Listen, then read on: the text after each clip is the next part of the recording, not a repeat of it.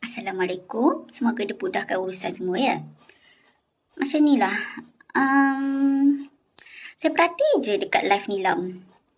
Sama naik dengan netizen. Kutuk-kutuk pasal mata saya. Cakap saya macam orang tua lah. Mata seram lah. Hello? Saya lagi cantik pada Nilam tau. Sebab mata ni lah Azlan komen jatuh cinta kat saya. Stay dengan saya sampai sekarang. Tapi tak apalah, meroyanlah apa saja, cakaplah apa saja. Hanya yang tahu je akan tahu. Allah ada. Tapi Nilam, awak tahu tak? Awak cakaplah pasal apa saya kutuk je saya pun. Kalau saya nak cakap pasal awak, boleh. Apa saja pun saya boleh cakap pasal awak sebenarnya. Tapi saya malas. Saya malas sebab mulut saya tak jahat macam mulut awak tau.